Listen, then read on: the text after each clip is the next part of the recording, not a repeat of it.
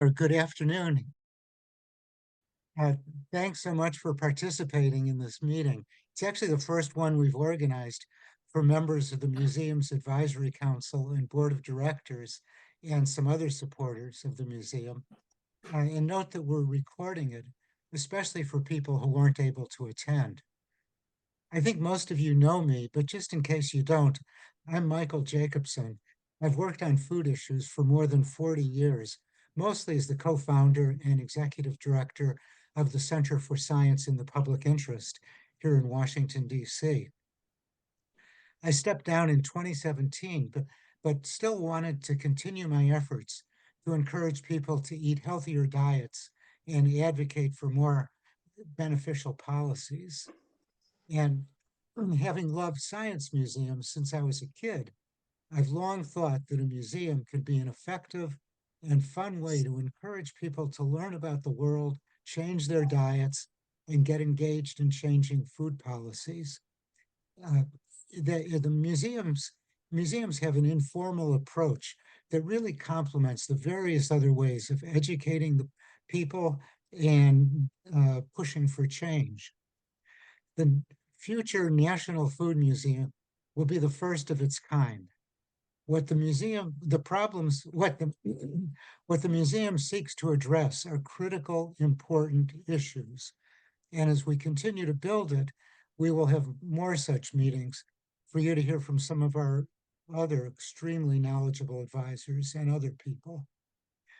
A little bit of housekeeping. Sam Miller, my Zoom associate, has muted everyone. When you have questions or comments, please put them in the chat box, and we'll get to them at a couple of points during the meeting.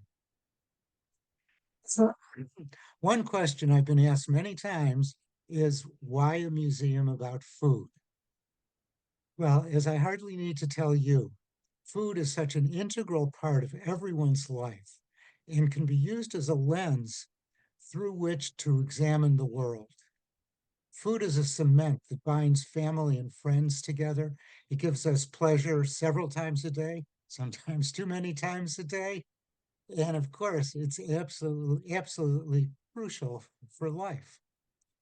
But also, unfortunately, food and farming are linked to all kinds of problems for people and our planet. Our ultimate goal is to have a physical building that will have exhibits on a wide variety of topics, some critically important and others just plain fascinating. The well, the two main foci of the museum will be the impact of food on our health, for better and for worse, and the impact of agriculture on the environment, especially global warming. But we'll also have exhibits on many other topics. The history of the human diet from the Stone Age up through the year 2100, the diversity of human diets today that actually uh, uh, reflect the human diet that evolved over thousands of years. The joys and science of cooking, agricultural productivity, the alleviation of hunger, food laws going back to the ancient Egyptians, the special exhibits about commodities like coffee, sugar, tea, uh, cacao, and more. There's so much that a museum could explore. Our museum is going to educate, engage, and empower youths and adults to change their diets, especially in a more plant-based direction, and to get involved in changing local and national policies. Moreover, the museum could serve as a sort of flagship for the diverse food movement, and the museum would be a great addition to any city's civic landscape. And I say any city, frankly, I'd love to have the museum in DC, where I live, city that was with zillions of tourists, and um, the only place that is home to thousands of federal decision makers, people in Congress, congressional staff, people in the administration.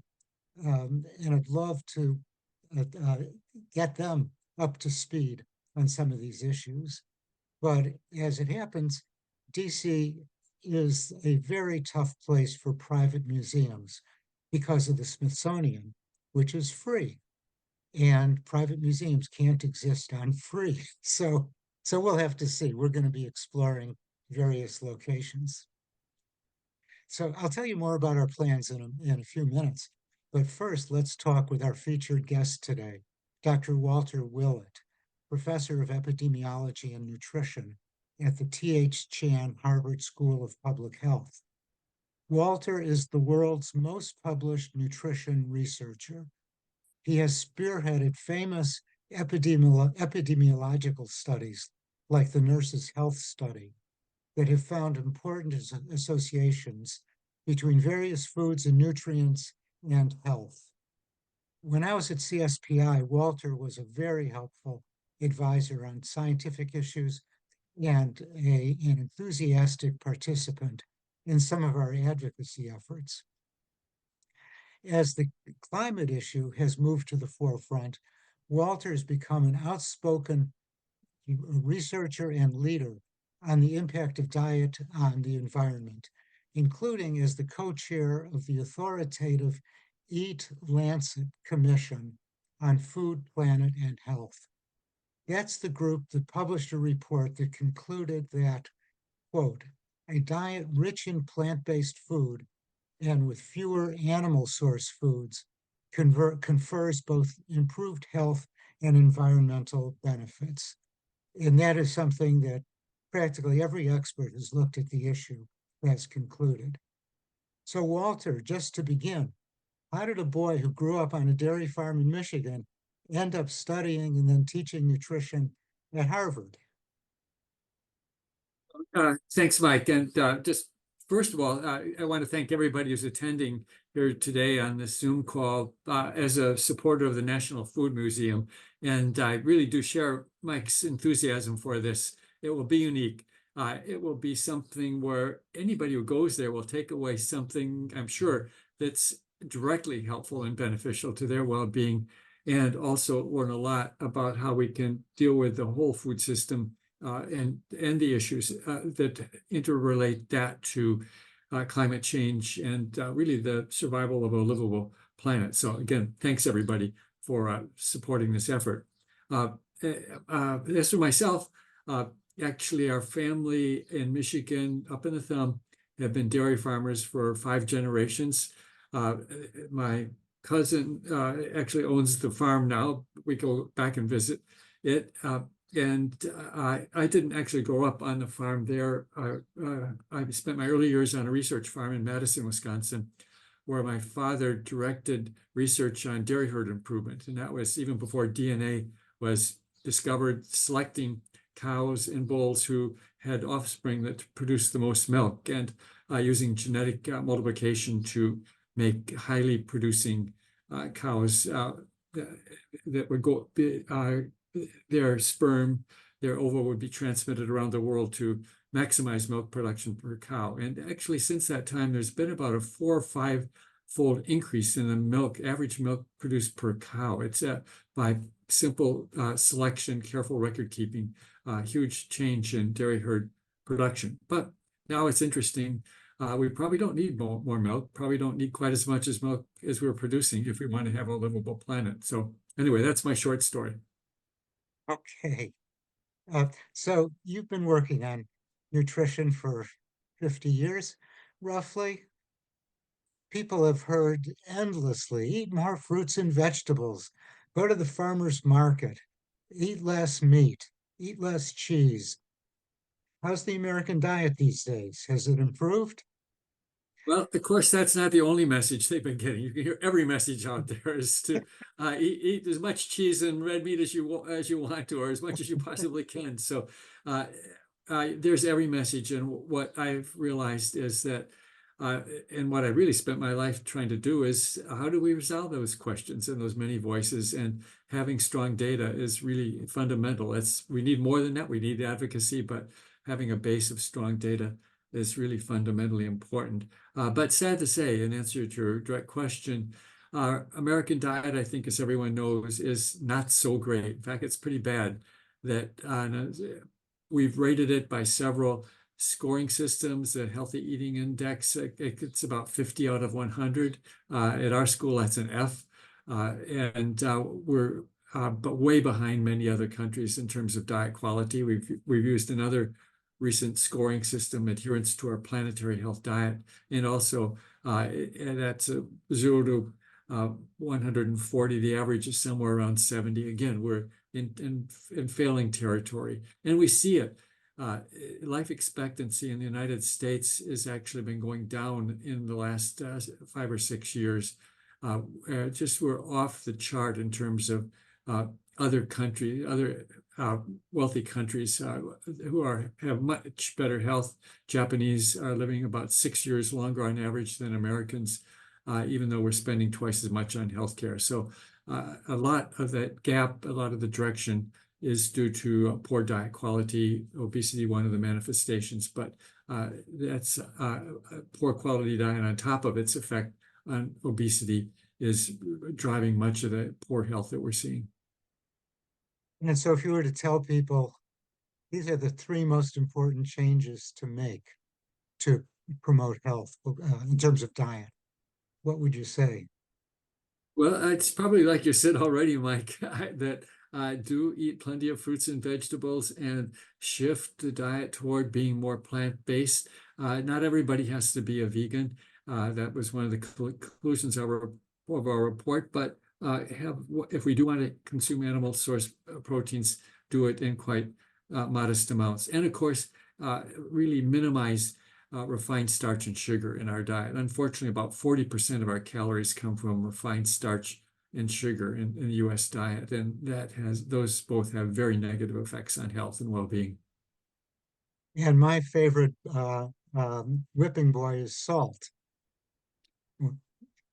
That's we can add that on as a fourth for sure. Yes. Uh, so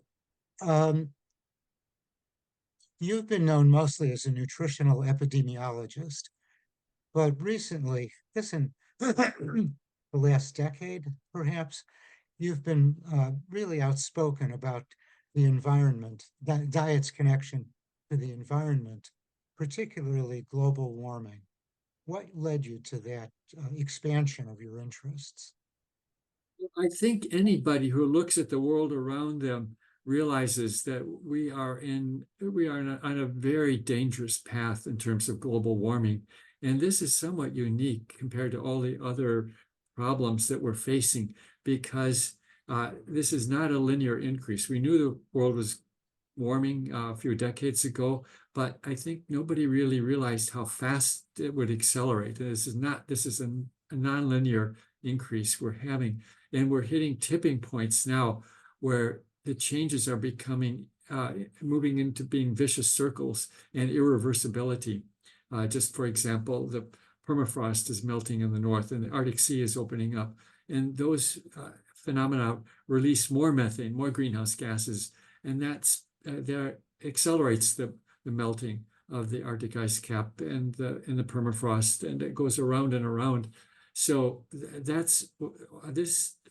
what we're seeing has a very short time fuse before it goes completely out of control. We actually don't know where it will end, but we can see obviously around us right now changes occurring rapidly that are adverse, and they are only going to accelerate. So that it's important, yes, but we have a short time in which to act. So I think as we realized for quite a while, how the way we produce our food, food we produce, has an important impact on greenhouse gas emissions. And my work has really been working with earth scientists, people in agriculture, documenting more carefully the magnitude of some of these effects.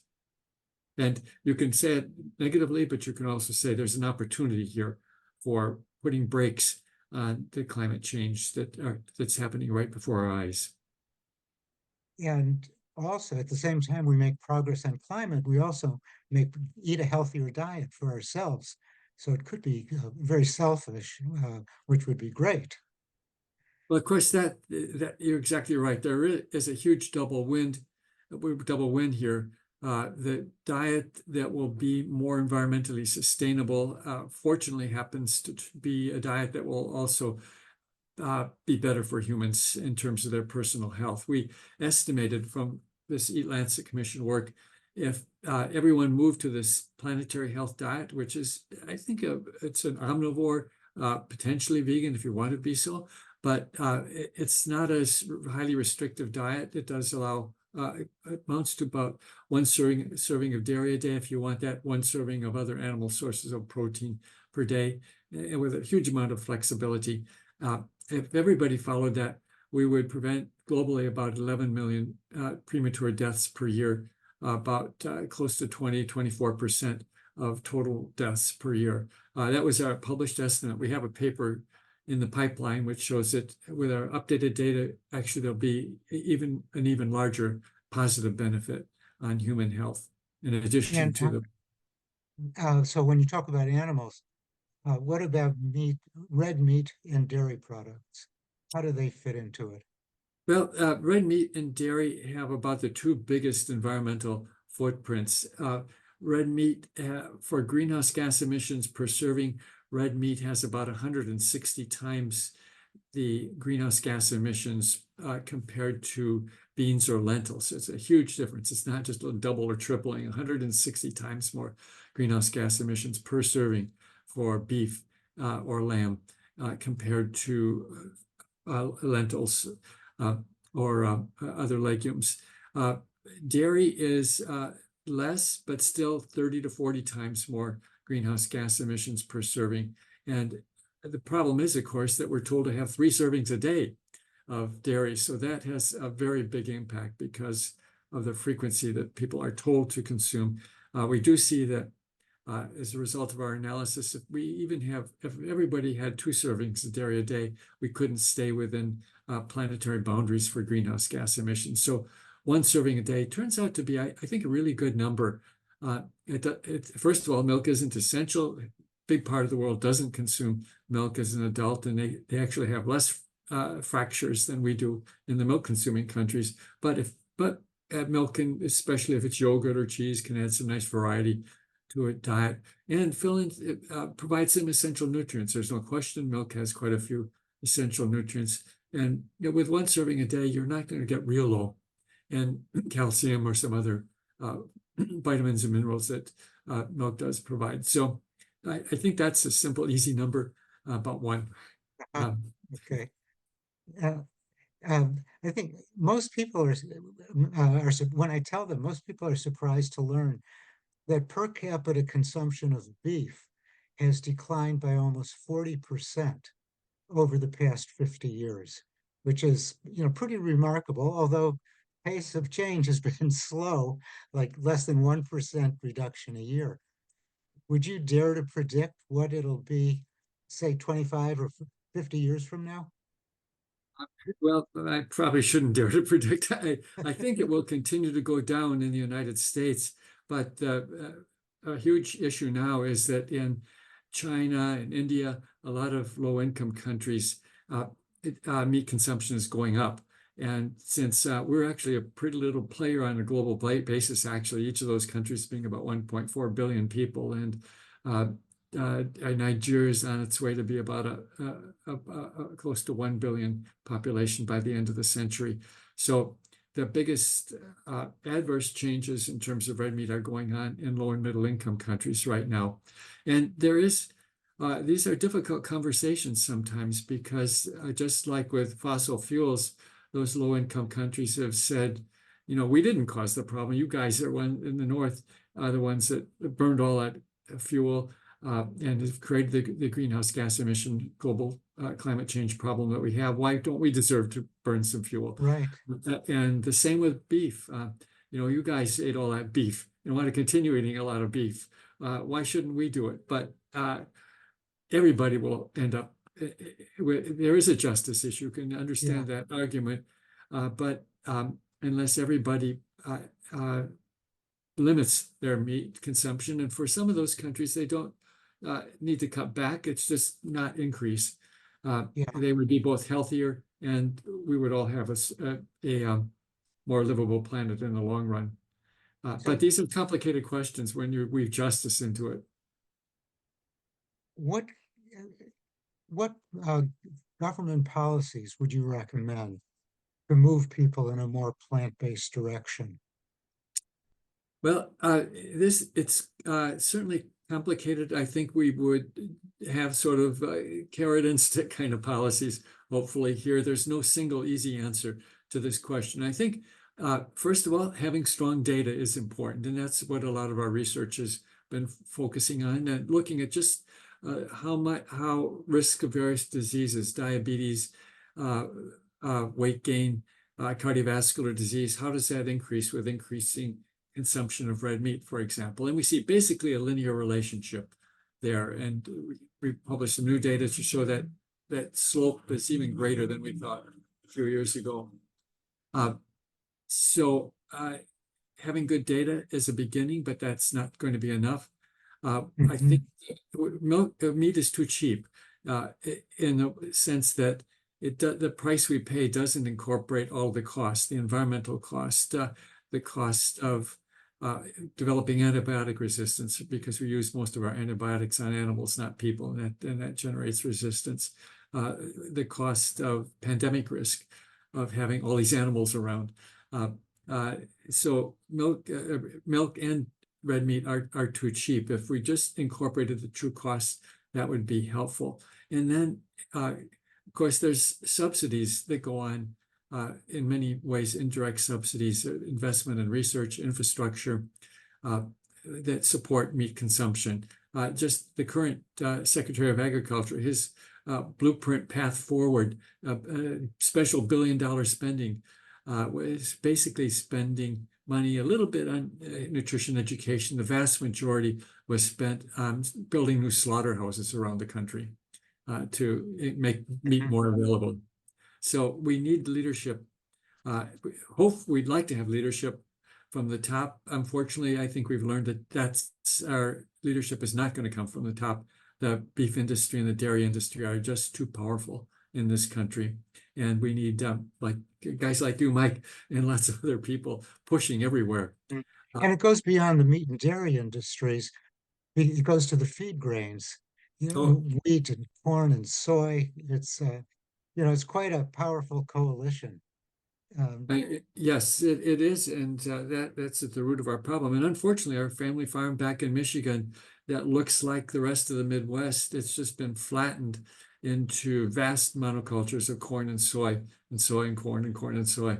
And the vast majority of that is used to feed animals. I was giving a talk in Iowa a few months ago, and they told me there of all the corn produced in Iowa, and that's a lot of corn, only 3% is actually consumed by humans. Some goes into ethanol production for driving cars that are bigger than they need to be, but the majority is fed to animals. yeah, let's go on to a few questions here. Um, um, Jennifer Jaquette is asking, um, what do you do when you see a restaurant chain like Sweetgreens that introduces beef to its menu, as Sweetgreen did just last month? I've always thought Sweetgreen is salads. So you pull out my hair, the ones that are remaining. That again, I thought that was progress. Sweetgreens was a leader. They have been a leader, and that's going backwards. Obviously, restaurants are really stressed economically. It's a tough business, and I guess they want to expand their share of the market. That's fortunate. Unfortunate. I guess we should still try to patronize the restaurants as much as we can that are doing their best to serve a plant-based menu. Uh-huh. It's interesting that I started working on nutrition, not doing the kind of research you did, but we for a long time pushed nutrition, personal health as a reason to change diets. Now with climate change, that seems like a much more powerful influence for some people. And for young people in particular, I think animal welfare, farm animal welfare, may be most important driving issue for some people. What do you think about that? Well, I think you're right. It's good to have as many books out there in some sense, uh, because different people have different priorities. And it's like with smoking. Some people cared more about the wrinkles than the lung cancer. Other people did care about the lung cancer and heart attacks. Some people cared about the impotence. And so there were all kinds of, everybody could find a reason to stop smoking or 10 reasons to stop smoking. Uh-huh. So I think that uh, having as many reasons as possible, because some of them are salient to other people. Unfortunately, as you well know, we have a chunk of people out there who even deny climate change, but still may respond to improving their health and well-being. So this is so urgent. We need everybody aboard this shift in diet if we possibly can. Uh, so you're the THGN School of Public Health. Harvard Medical School is not far away. How do you get medical schools to teach nutrition to the students? Uh, that's there's you're pointing at a huge problem that most of us got very little nutrition when we were in medical school. And if it was mostly about rare genetic diseases that I've never even seen in 40 years of practice. That it wasn't basically how do you have what is a good diet for overall well-being and health. That kind of information we never got in medical school. But fair to say that actually, when I started my work, research work, I was asked by the medical school about teaching a nutrition course. And I said, I actually didn't know what to say because at that time we had so little data. This is back in the 1970s, that people were being told to say, eat fewer eggs. But we didn't have any single study that showed that people who ate more eggs had more heart attacks. There were just people who were operating on best guesses, and some of them were not such good guesses. As you know, people were told to load up on margarine, which turned out to be pretty bad because it was loaded with trans fat. Then people were told to avoid all fat in the diet, and that turned out not to be correct either. We just didn't have good evidence. So that's what I've been working on primarily over the last almost 50 years now, to try to build an evidence base to provide guidance. But now we have a lot of good data, and we're still not teaching medical students in most schools. A few medical schools actually have really become leaders in this area. But I hate to say it, at my own medical school here at Harvard is still not really teaching students as they should about good nutrition. There's a fourth-year elective course, which is a very good course, but only a small minority of students. They're doing so many things. This should be a really basic course. And we did have one, in fact, that was good. Students loved it, highly rated, and it got eliminated at the medical school. They needed more pharmacology and basic science and Uh-huh. genetics. So it's sad. So, but we have been making some progress, actually. And part of it is we actually, through Jim McGovern, one of our representatives here, who controlled the, I guess, Ways and Means Committee at the House before the House flipped, got a resolution through bipartisan that the government actually gives medical schools and hospitals about $16 billion a year for education. And the governor has been very supportive of nutrition efforts, and he basically told them, you better put nutrition in there or I'm going to kick your ass. That's what he really actually said that to the representatives, and they pay attention to purse strings. So all of Yeah. a sudden there is interest now, Okay. and so starting to be some more interest. Well, good news is one bit of good news is the American College of Lifestyle Medicine, which focuses a lot on nutrition and physical activity. They were just a few years ago about 300 physicians. I was at their meeting last fall. They're now 10,000. So I think a lot of physicians are realizing they didn't get what they need Huh. to really help their patients. So a lot That's of, good to hear. It's yeah. good to hear.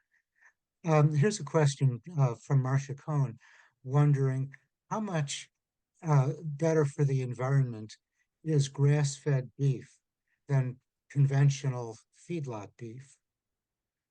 Yeah, probably in general, it will be better uh, because if it's really grass-fed, it's not essentially using fossil fuels for production. The general conventional beef, as we talked about earlier, lives on corn and soy and other grains that where you have to have somewhere between 20 and 50 calories of grains to get 1 calorie of beef out at the end, just hugely inefficient with lots of fossil fuel inputs all along the production and movement of that grain.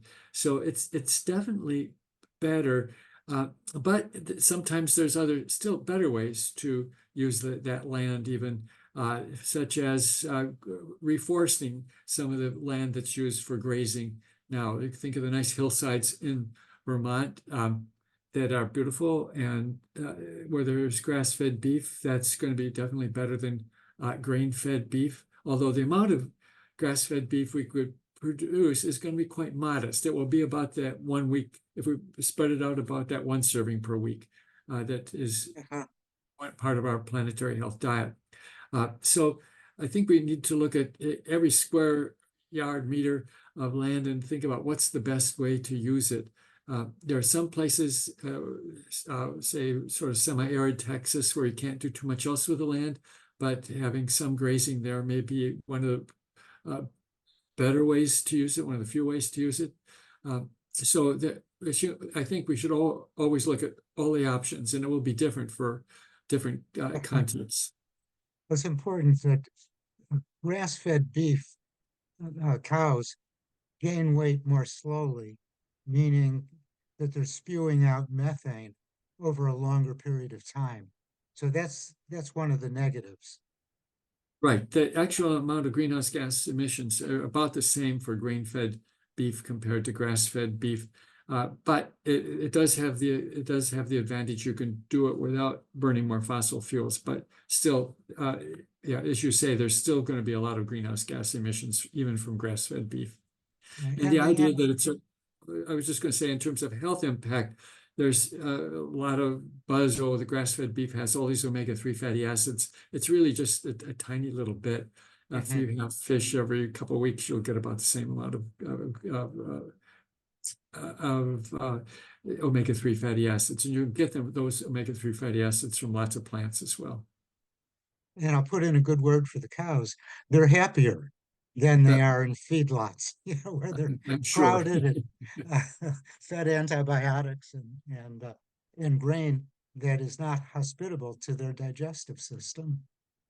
Well, Walter, thank you so much for participating in this discussion. We better get on. I want to tell people more about the museum, some of the ideas we have, and how we're doing. So thank you so much for participating and for the tremendous amount of research that you've done over the years. And we're looking forward to seeing that new study you mentioned about the benefits of switching to a more plant-based diet. Thanks, Mike. I'll just mention very briefly that we do have a major analysis coming out next week where we've tracked over 200,000 people for about over 30 years and looking at mortality and how more plant-based diet is strongly related to lower mortality and very major reductions in greenhouse gas emissions and land use as well. So anyway, you'll hopefully hear about that on the news. Good. Thank you, Mike, for all you do over the years that have really had such major impact. Thank you so much, Walter. I'll just hang on for the rest. Good. And sorry we didn't get to all the questions, but we have to get on. So, and I'll respond to questions and suggestions and so on. So continue to put questions and comments in the chat box. One thing I've learned, I've been working on this museum for about 2 years. And one thing I've learned is that creating a museum is a huge, complicated task. Our ultimate goal is to build a traditional brick and mortar building with exhibits and all kinds of programming online and in the community, getting out to schools, organizing some farm tours, having movie openings, documentary film openings, lectures, debates, really kind of that panoply of activities that good museums get involved in. So that's the long-term goal. To accelerate progress toward that goal, we need to start with some smaller stepping stones. And let me tell you about a few of the ideas we're working on. Probably the simplest is a virtual museum, an online museum. It would be a website designed to look somewhat like a museum, giving sort of a museum-like experience. It would have galleries focused on various aspects of food. We've talked about a bunch of them. A cinema for showing short, entertaining videos, and a way to get involved with activist organizations who are um, working on science-based approaches to promoting health, protecting the environment, reducing hunger, reducing the occupational hazards for farmers and others in the food chain. And we could build in dietary assessments, quizzes, petitions, and so on. The conceptually, this kind of a museum is simple. I think a big challenge will be to publicize it and get a lot of visitors. And if you have ideas, um, send them along. The second option would be a pop-up exhibit or a small traveling exhibit. Um, a simple version might illustrate the effects of different foods on greenhouse gas emissions and global warming. And Walter mentioned compared uh, cows to lentils. Um, so envision an 8-foot high fiberglass cow towering over a life-size chicken and a life-size peanut, reflecting their relative contributions to climate change. And the cow could be emblazoned with facts and figures about climate change and health. And that fiberglass cow might even be rigged up to belch and fart out pretend methane. There could be a QR code on its rump instead of the USDA inspection symbol. Yeah, that would enable people to get more information, maybe a teacher's guide, to dig more deeply into the issue. And this kind of a sculptural display could be either indoors or outdoors at museums, universities, shopping centers, food courts, lots of possibilities. Let me know if you know of any of those kinds of organizations that might display it. I think that would be a fun, very attention way to give people that intuitive understanding about the different impacts of beef and legumes. Excuse me. A third option would be a large 5,000 square foot traveling exhibition. Think King Tut, dinosaurs, Van Gogh. There's so many of these exhibits, and it would have to be an exciting one to get museums to display it and pay rent for it. But it could be much more ambitious in terms of its breadth than a simple display of a cow, chicken, and a peanut. And it'd be large enough to cover a range of topics, like the effect of food and farming on health and the environment, to get into how food plays interesting roles in religions, and also fasting, the opposite of eating. Could have something on cooking. And at the full museum, we would have cooking classes for adults and kids, for sure. Um, and and it could be organized around a timeline that I mentioned before, going from the development of agriculture up through the year 2100. That kind of an exhibit would cost on the order of $1 million, 500,000 to $2 million. And it would be developed with in consultation with an existing museum. We'd need a partner, academic experts, exhibit designers, and museum educators. Uh, so those are three options: the virtual museum, big cow, and a more elaborate traveling exhibit. I'd welcome your reactions to those options. Um, I think you all have my email address, and if you have better ideas, send them along. So, stepping back, we started this museum of venture with nothing, um, and we've built a strong foundation over the past couple of years. We have tax exempt status, a website, a geographically and demographically diverse advisory council that includes experts on a range of topics. And we have a very thoughtful strategic plan developed with museum consultants. But to go forward, we really need a lot more, especially funding. And I haven't mentioned funding. This is not a fundraising call, but to make those stepping stones to the full museum a reality, let alone the full museum, we're going to need a lot more funding. Our early funders have provided that invaluable seed money. And I hope some of you will be able to connect us to other individuals and foundations who can help. I'll send you a follow-up email with more details about those three stepping stones.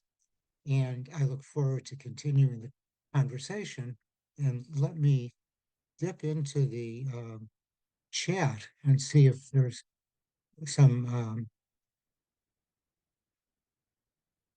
good comments. Let's see. Um, well, I'd like to do something about desertification, and I'd like to leave that. I'm not an expert on that.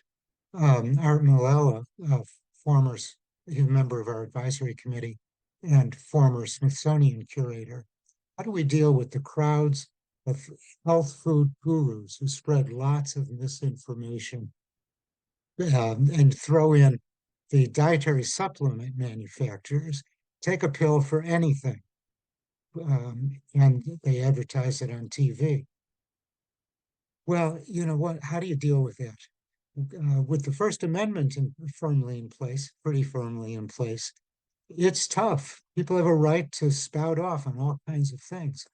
Um, um, Litigators have gone after a lot of the charlatans, both in that kind of health food supplement world, as well as mainstream food manufacturers who feature the healthy attributes of their products without disclosing the harmful ones. So litigation is really one way to shut up the people who are spreading that kind of information.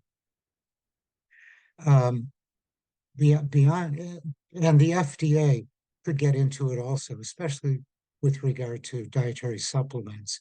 It could be bringing more cases and pushing for a stronger law that would require better evidence before companies are allowed to make claims. Um, there's um, before we got on the webinar, um, a few people were asking me questions. So for people on the advisory committee, some of the members have been extremely helpful, and others we haven't gone to them. So many of the members are really experts on a particular field of science or culture. And when we get closer to actually designing an exhibit, then, or the virtual museum with virtual exhibits, then we're going to be calling on a lot more of the advisors for their expertise. Another question is, what's the timeline for opening that full museum? And I don't know, if we run into a billionaire who loves the issue, we'll get closer sooner. But I would guess 5 years, considering how long all of this takes. to get the funding, to choose a location, to design exhibits, and to build the exhibits, to put them into a space that has been built or renovated. So it's really a long time frame, but the stepping stones will really get us there sooner. Um, and another question we've been asked is what about, I've talked about, so funding. I've mentioned individuals and foundations. What about companies? People have asked. And I can assure you that we will not have the Coca-Cola Gallery of Nutrition. It ain't going to happen, much as some companies would love to do greenwashing. Um, but for healthcare, Blue Cross Blue Shield, or some other insurance entity that would like people to eat healthier diets to reduce insurance costs, that's conceivable. And then there'll be some places in the middle. What if it's a big company that has tons of money, mostly healthy foods, but say 5% of their foods are junk? We're going to have to explore, but we're really focusing now on individuals and foundations. Um, so let's see what the chat line is showing. Uh,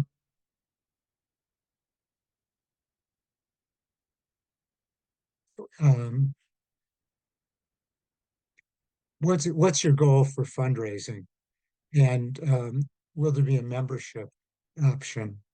Well, the initial goal is to raise maybe $1.5 million as an early, I guess, two kinds of goals. One would be specific to those stepping stones, where the virtual museum might cost a couple of $100,000, full big traveling exhibit, if could be up to a couple of million. But down in the few $100,000 range, that's so much more doable, either from foundations or individuals. But for what we really need is $1.5 million, 2 million, to be able to hire an initial staff of just a couple of people and assure that an executive director, a development director, a research assistant who could, and then enough money to assure them that they would have a job for a couple of years. That's, say, $1.5 million. The ultimate, going 5 years from now, say, the we developed a business plan as part of the strategic plan, and the ongoing operational costs would be on the order of $5 to $8 million a year. Not a lot of money, but not totally unrealistic. The big money is capital expenses to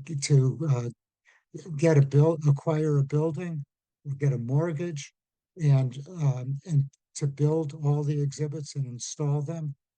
And if the museum had to pay for it all, figure $30 million plus or minus 10 million.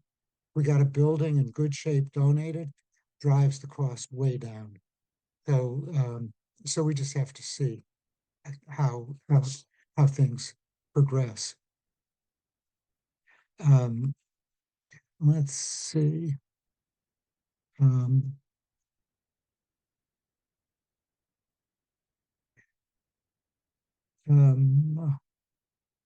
what are you most looking for from the advisory board? Is a question. And really, we're looking for all kinds of things, and it really depends on the advisor. We need people's technical expertise on particular topics. And that'll come to play when we do, say, something on climate change, or a virtual museum that'll cover a wide range of issues. Connections to interns. People at universities may have interns who could really help with the research. With some people may know of funders they may know of people who are connected to funders and love to get all of those ideas. Um, so let's see. I, I think those are the comments in the chat room. So if there's nothing else, first feel free to email me any suggestions you might have, comments, and we can talk outside the webinar. And thank you for your help, either the moral support, financial support, technical expertise. It's all so valuable and morale building for all of us involved in a museum. So thank you very much. Have a wonderful day.